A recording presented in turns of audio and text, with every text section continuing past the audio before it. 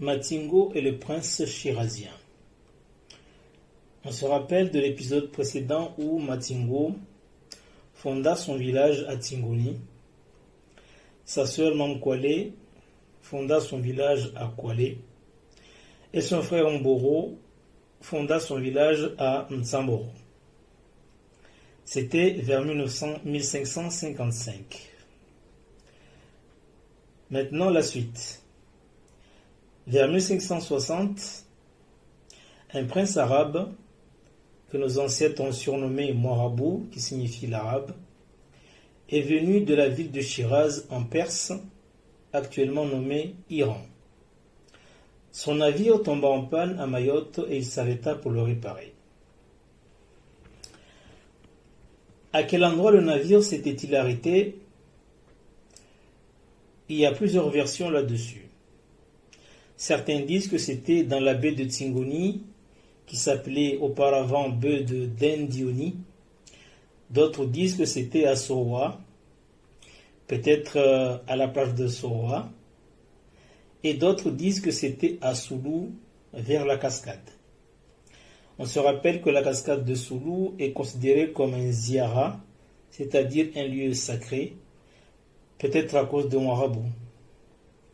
Quoi qu'il en soit, Mourabou envoya ses hommes à terre pour chercher une planche afin de réparer le bateau.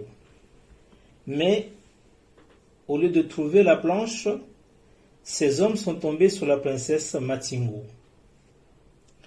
Ils retournèrent au bateau et informèrent Mourabou de leur trouvaille. Mourabou descendit lui-même du bateau et alla vérifier. Quand il vit Matingo, il tomba amoureux d'elle et lui demanda si elle accepte de devenir sa femme. Matingo répondit qu'elle ne peut pas décider sans l'avis de sa sœur Mamkwale et de son frère Mboro.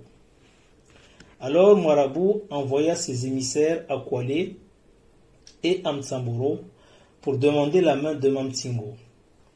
Le frère et la sœur de Mamtingo acceptèrent le mariage. Mourabou et Mamtingo se marièrent à Tingoni et de leur union naquit une fille.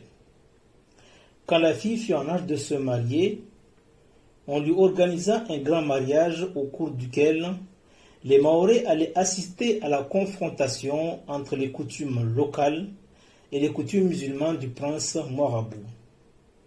De la même manière aujourd'hui, on assiste à une évolution des coutumes liées au mariage avec les Manzaraka.